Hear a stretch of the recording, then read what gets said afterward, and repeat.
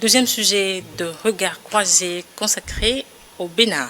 La désignation de Romuald Wadagni comme candidat officiel de la majorité présidentielle bouleverse déjà la scène politique. Actuel ministre d'État chargé de l'économie et des finances et figure centrale de l'équipe de Patrice Talon, il incarne pour ses partisans la continuité et la stabilité. Mais pour l'opposition à côté, cette candidature est inacceptable tant que Wadagni Romuald reste en fonction. Sauf que ceux qui crient, ceux qui donnent l'alerte ont fait pire que ce que nous sommes en train de voir aujourd'hui, ce à quoi nous sommes en train d'assister aujourd'hui. C'est-à-dire... Tout le monde sait qu'avec Lionel Zinsou, l'ex-président Boni Yayi l'a gardé jusqu'à la passation des charges, bien qu'il fut candidat à, à la succession du président sortant. Boni Yayi. Et c'est Boni Yayi et son parti qui crient aujourd'hui que Romuald Wadagni démissionne. Je me dis que est-ce que les politiques du Parti démocrate n'ont pas un problème? Sûrement ils ont un problème. S'ils n'ont pas un problème, ce que vous-même vous avez fait et que votre porte-tambour a soutenu, corps et âme, qui est alors son successeur d'Anta. Lionel Zinsou n'avait pas besoin de passer la main avant d'aller aux élections. S'il a fait, s'il a soutenu, s'il a défendu, jusque voilà, les élections se sont passées avant qu'il ne perde. Et que vraiment, il a passé alors la main Lionel à la nouvelle Zinsou équipe. Lionel Zinsou affrontait Patrice Talon. Voilà, il avait affronté Patrice Talon. Et malheureusement pour lui, c'est le Patrice Talon qui a gagné les élections. Mais l'autre, Lionel Zinsou, faisait partie alors de l'équipe de Boni Yayi qui ont passé alors les charges à la nouvelle équipe rentrante. Alors je ne crois pas que c'est bien que ce soit eux aujourd'hui, alors qui soient les donneurs de leçons. D'autant que à leur temps, ils ont fait pratiquement la même chose. Sauf que la réaction du gouvernement ne s'est pas fait attendre. Ils ont dit Romuald Wadagni, il est en train de défendre alors le budget de 2026 qui est en cours de préparation et que bientôt il va soutenir, il va expliquer alors ce budget aux parlementaires pour que le vote soit fait et juste après, il va démissionner pour alors s'occuper de sa campagne. Mais voilà. L'opposition, elle, exige sa démission immédiate. Hein.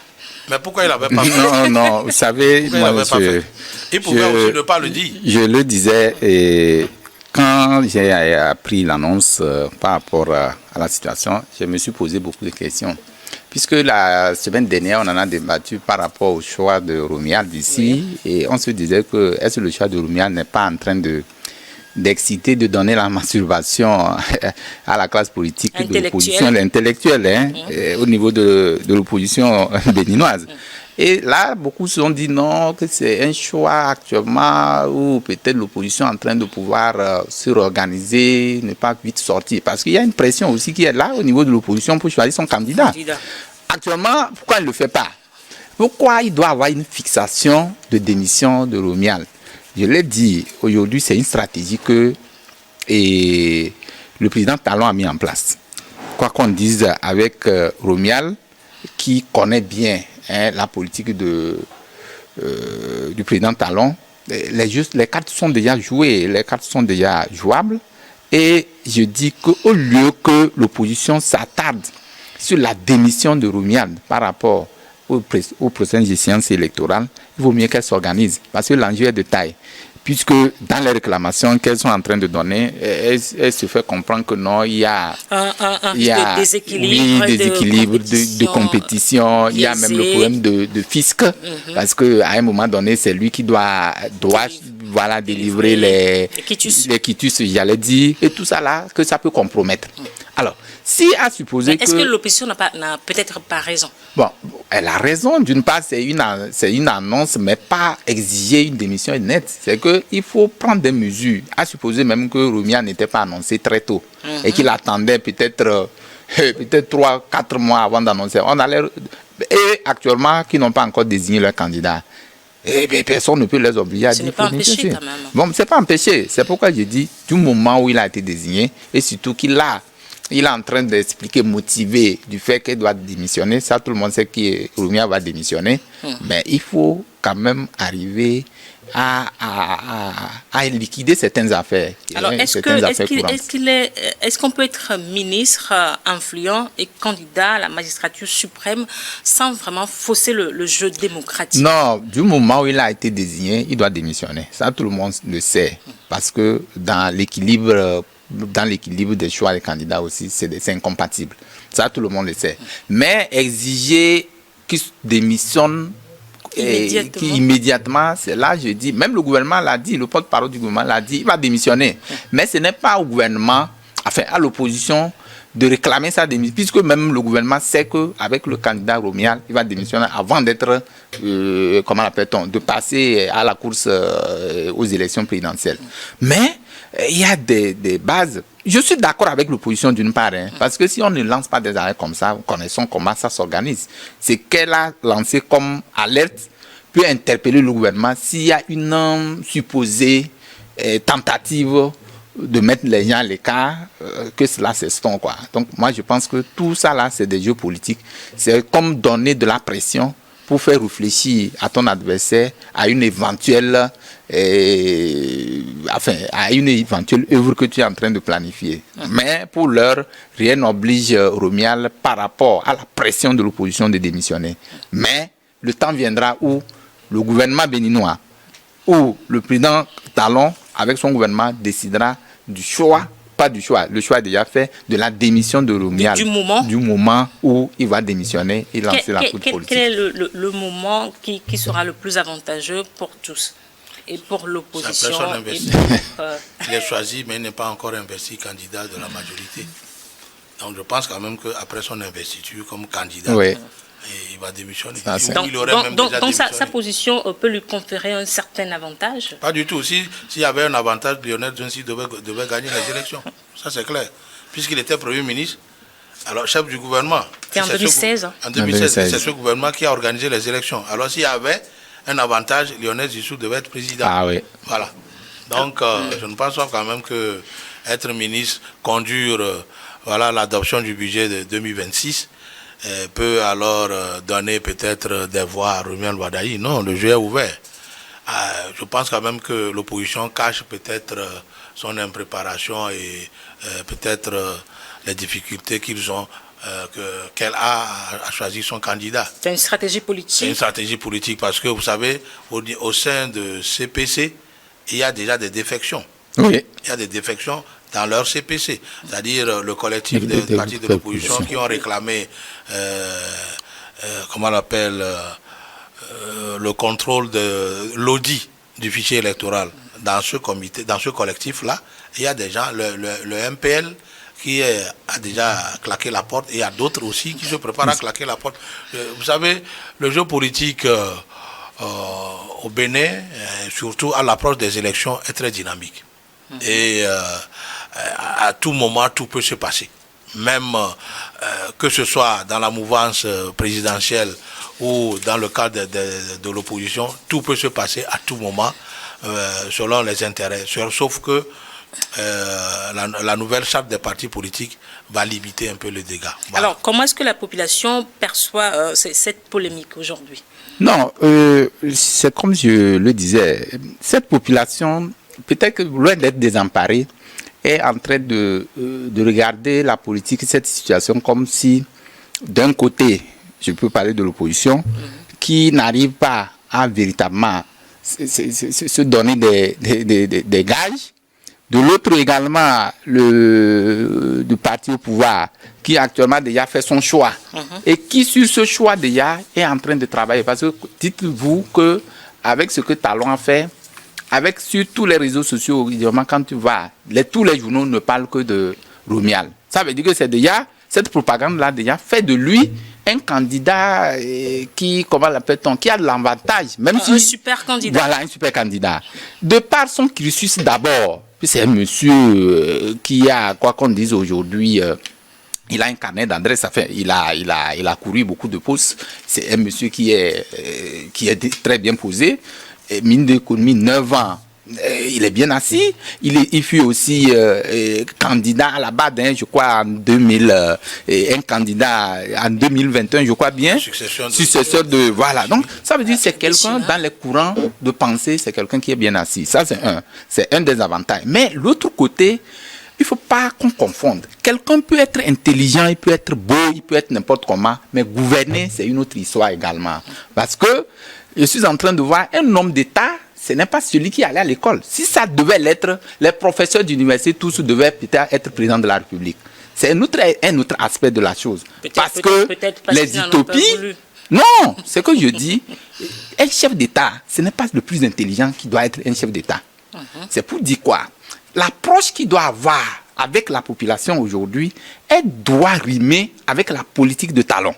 Parce que, quoi qu'on dise, mais rompre le fil un peu... Qui devait avoir l'opposition? Non, je ne parle pas de l'opposition, je parle de choix de Romuald Ouadani. Aujourd'hui, il n'a qu'un seul mot peut-être pour battre son adversaire, même sur le plan international, parce que le tissu social, ça dit que, comment ils appellent ça, la diplomatie béninoise est un peu en dégression avec ce qui se passe avec les pays de l'AES. Parce que quand vous voyez le tissu, c'est-à-dire que l'ambiance qui règne entre le Burkina et le Niger et le Bénin, aujourd'hui les frontières sont fermées. Est-ce que Romuald viendra surfer sur les mêmes clichés pour maintenir la tension un peu béante dans cette situation? On attend de voir. Donc, c'est ces petits écueils-là qu'il faut qu'ils mettent un peu de côté pour faire différent de ce que Talon a fait. Talon, sur le plan, la politique intérieure est très bien. Aujourd'hui, le Bénin se retrouve, tout le monde sait que quand on prend le Bénin, et il y a cela 10 ans, ce n'est pas le même Bénin qu'on se retrouve aujourd'hui. Ça veut dire qu'il y a un travail de fond qui a été fait avec le président Talon. Maintenant, sur d'autres plans, ça n'a pas marché. Quand tu prends le plan politique, il y a beaucoup de choses qu'on reproche à Talon de ne pas être en accord ou de ne pas de faire une politique d'exclusion de ses partenaires, de ses partenaires politiques de l'opposition, qui actuellement la plupart coupent sous le coup de, coupés en prison. Mais est-ce que c'est du favoritisme? Je dis non. Est-ce que c'est un acharnement? Je dis non. Est-ce que c'est une donne qu'il est en train d'impulser au niveau de la politique du Bénin? Personne ne saura. Mais ce que nous savons, à travers les actes qu'il a posés, le Bénin s'est retrouvé et se classe aujourd'hui parmi les meilleurs pays en termes de démocratie. Parce que d'abord même, le fait qu'ils disent « je ne vais plus me représenter », ça a déjà donné... Voilà, ça a écho. Et on le cite parmi beaucoup de candidats actuellement dans les autres pays qui se disent « je ne veux pas partir » ou du moins « je ne peux plus passer la main ».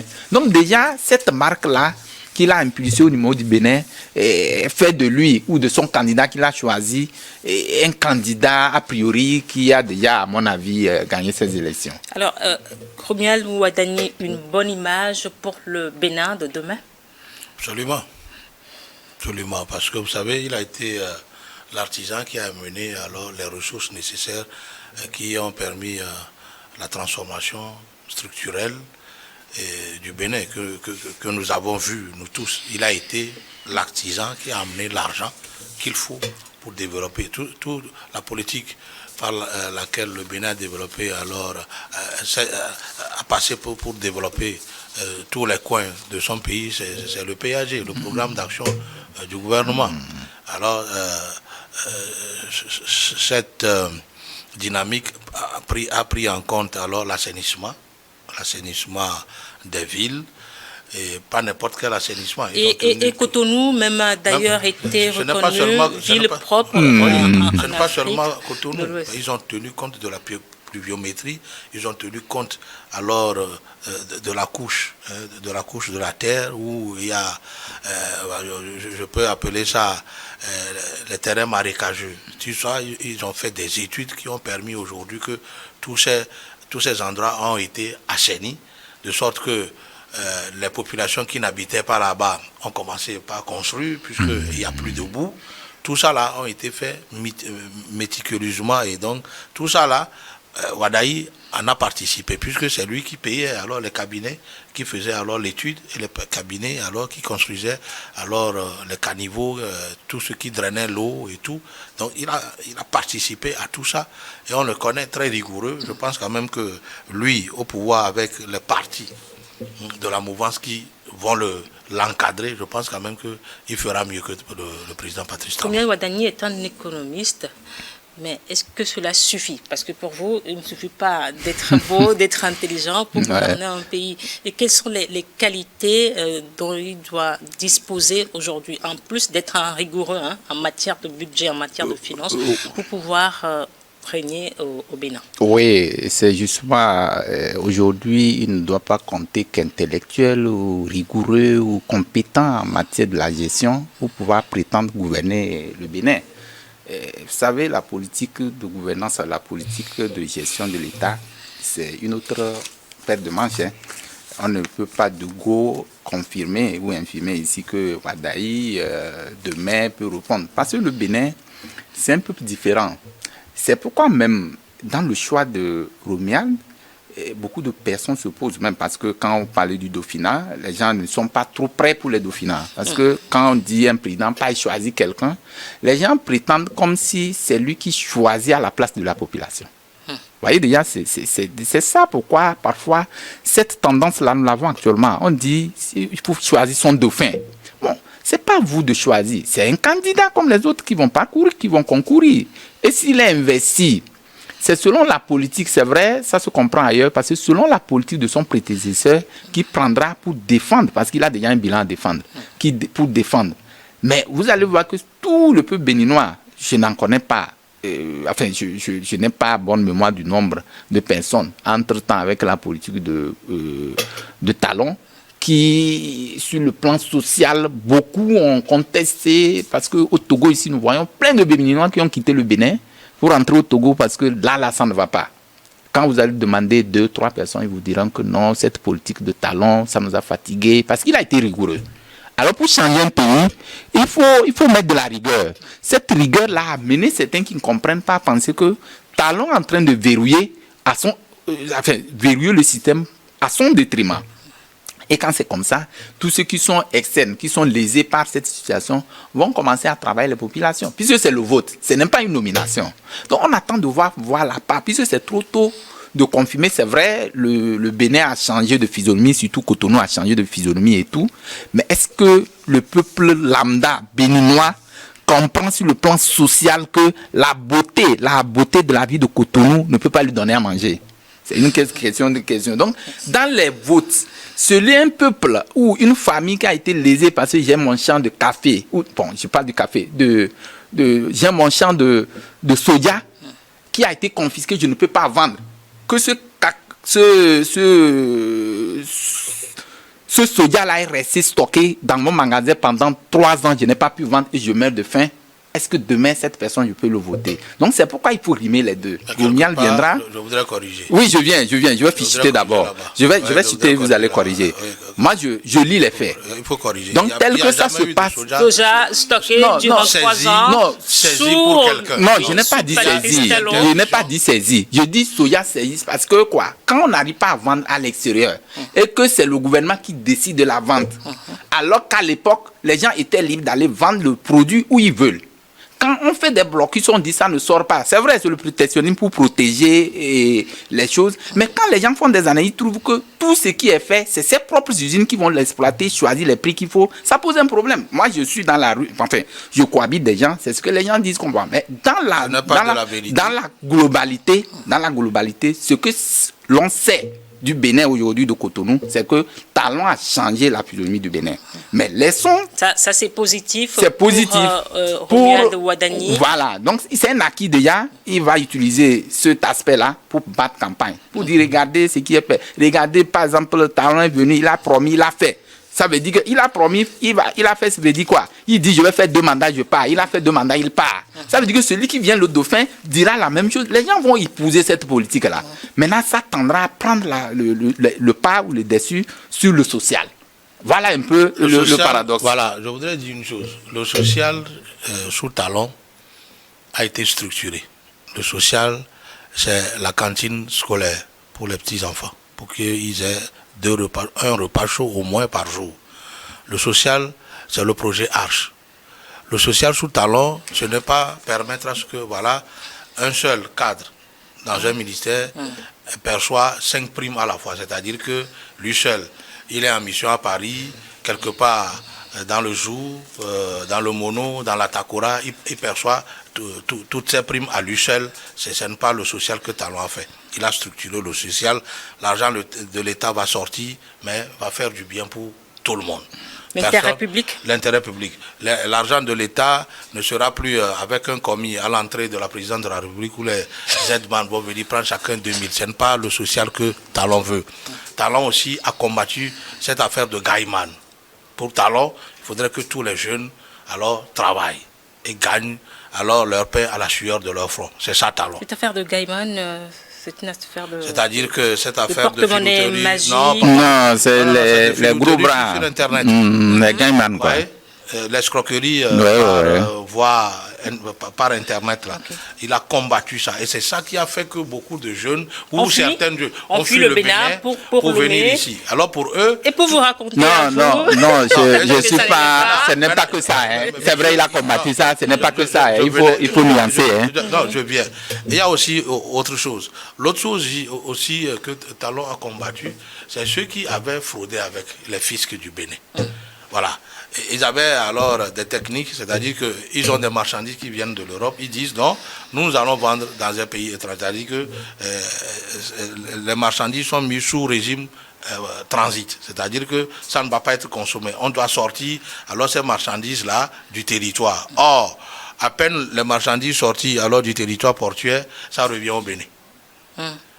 Alors qu'entre-temps, ils ont bénéficié. Alors que le Bénin n'a pas perçu ces taxes. Voilà, normalement, puisqu'ils disent qu'ils ne vont pas vendre. Donc, eux, ils font le reversement. Ça, c'est le terme technique. Ils font le reversement de leurs propres marchandises et ils le revendent sur le territoire béninois.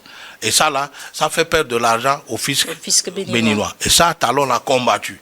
Et c'est ça qui a fait que certains commerçants véreux ont quitté le Bénin pour d'autres pays. Ça, c'est les réformes. Non, oui. Toutes les réformes ont des conséquences fâcheuses pour ceux qui en profitaient quand il n'y avait pas la lumière. Et il y a aussi une autre chose, Talon a combattu les politiciens. Avant, la démocratie au Bénin signifiait que je peux tout faire, mais je dois bénéficier de l'impunité tant que j'ai le manteau politique. C'est-à-dire qu'il suffirait qu'on dise que je suis politicien, je peux commettre alors des délits. C'est-à-dire politicien synonyme de intouchable. Intouchable. Ça, quand Talon est venu, vous pouvez être politique, vous pouvez être même son collaborateur. Quand vous tombez sous le coup de la loi, on doit vous l'appliquer. Alors, Talon a été celui qui a fait la promotion de l'application de la loi, ce qui n'était pas dans l'habitude du Béninois.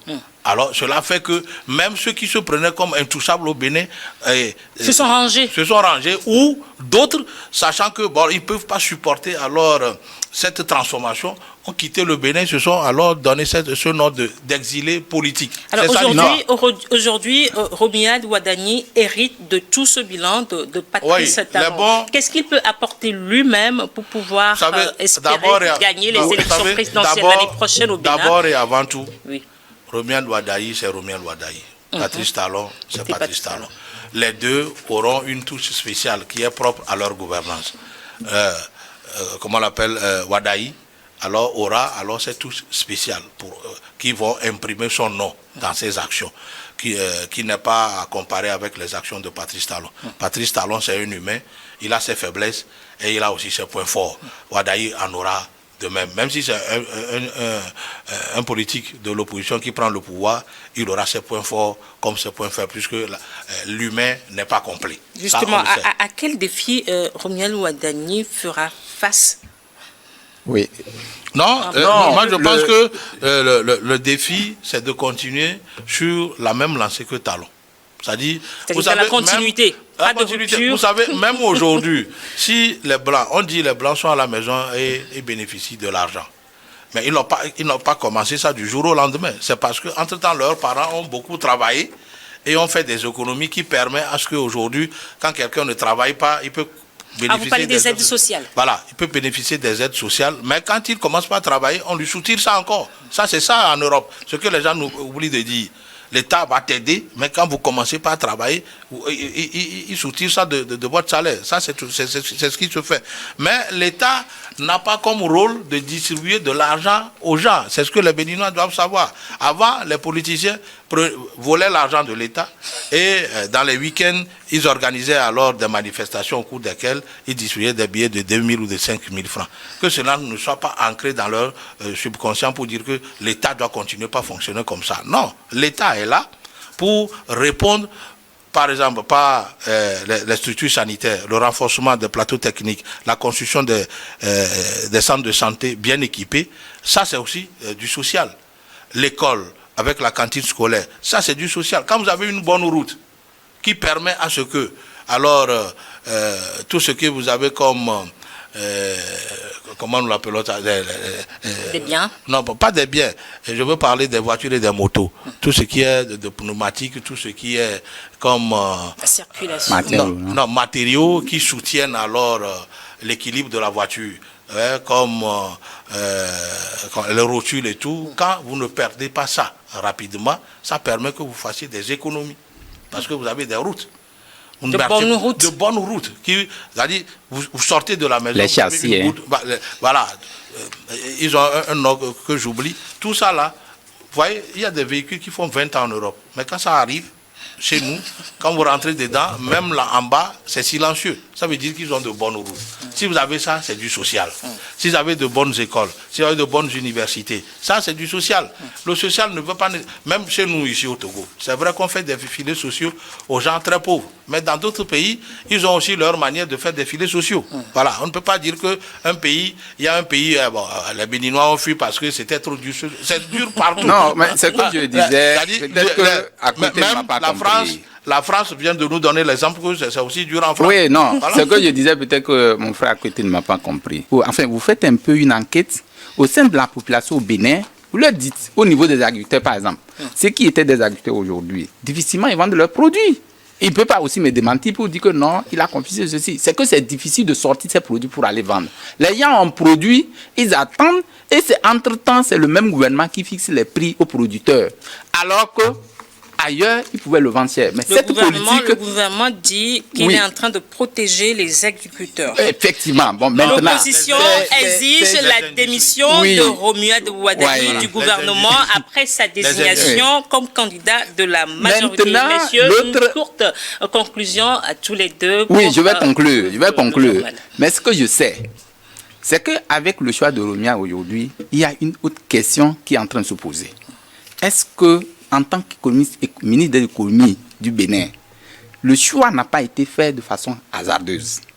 Est-ce que dans un premier temps, il ne viendrait pas, au lieu, après son pouvoir, sortir le dossier de Talon, qui, si éventuellement, avait eu des soucis avec les détournements et tout, parce que c'est lui qui l'a choisi. S'il doit avoir des problèmes économiques, s'il doit avoir des déficits, ou doit avoir des corruptions ou des détournements, ça veut dire que c'est lui qui détient le dossier. Est-ce qu'entre-temps, en le choisissant, c'est le choix un choix hasardeux? Non, je pense que toutes ces questions doivent être reversées. Mais ce que nous savons, c'est qu'avec Romuald, la politique de Talon va marcher. Mais essayons de regarder droit dans le mur et dans le miroir pour que c'est le Béninois qui vote. Ce n'est pas le diagnostic que nous, analystes, que nous faisons. En attendant de voir dans les urnes ce qui en sortira.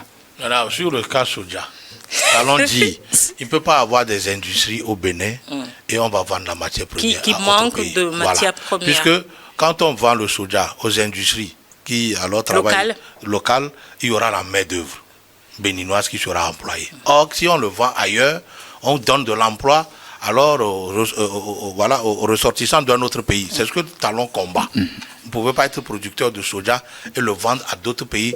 Et ne pensez qu'à vous. Et ne pensez qu'à vous. Il y a votre progéniture qui doit aussi travailler et vivre de votre soja dans une autre industrie. C'est tout ce que Talon demande. Maintenant, il dit, si vous voulez le vendre ailleurs, passez par le port. C'est-à-dire, quand vous passez par le port, vous allez payer des redevances pour l'État. Le fisc perçoit. Voilà. Donc, c'est ce que les gens ne veulent pas faire. Ils préfèrent alors passer outre la mesure voilà, fixé par l'État, et aucun État ne peut accepter ça.